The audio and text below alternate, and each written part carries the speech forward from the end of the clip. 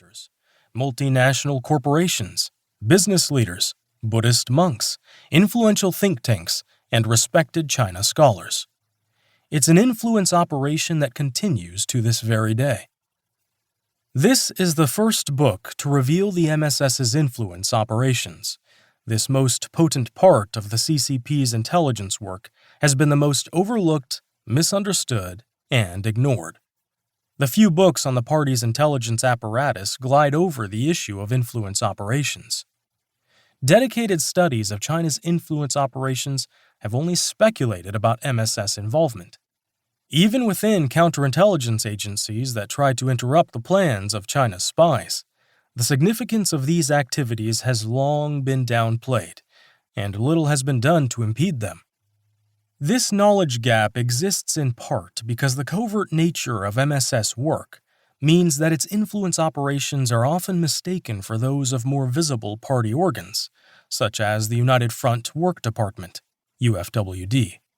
On the contrary, this book suggests that most of the CCP's high-level influence operations are orchestrated by intelligence officers. Instead, it's the more conventional parts of the MSS that attract the most scrutiny and have contributed to the perception of the MSS as an aggressive but unsophisticated intelligence agency. A recent deluge of court cases, leaks, and media exposés has revealed the MSS's appetite for trade secrets, sensitive technology, and intelligence on foreign politics and dissident communities.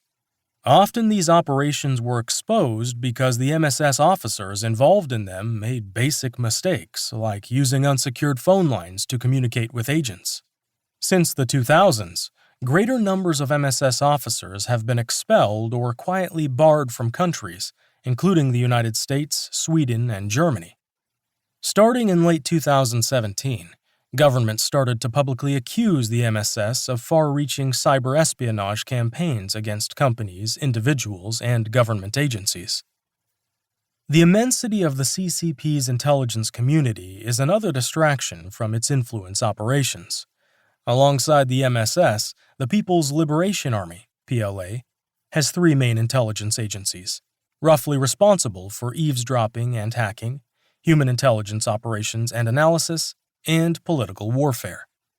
China's Ministry of Public Security, nominally a police agency, also has a long history of foreign intelligence operations, including an unsuccessful attempt to influence the Trump administration in 2017. Even within the MSS, there are subordinate units in every region and major city of China that often take the lead on foreign operations. Put together, these local counterparts likely have well over 100,000 employees, perhaps 10 times more than the MSS's headquarters. Sitting around these core agencies, additional party-state organs, private and state-owned companies, and lone actors appear to feed into the party's intelligence system.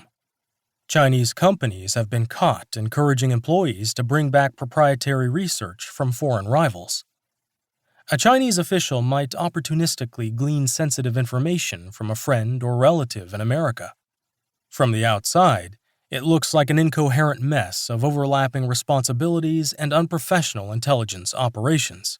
And sometimes it is. If you're looking for Chinese state intelligence activity, there's plenty of it, enough to keep you busy without having to step back and worry about influence operations. What this shows is that the CCP supervises an extensive array of professional intelligence agencies and calls on hundreds of thousands of intelligence officers to do its bidding. Though coordinating this web of agencies and spies is a nearly impossible task, intelligence operations are a fundamental source of power and influence for the party. Their activities are deliberately hidden, making them easy to forget and overlook.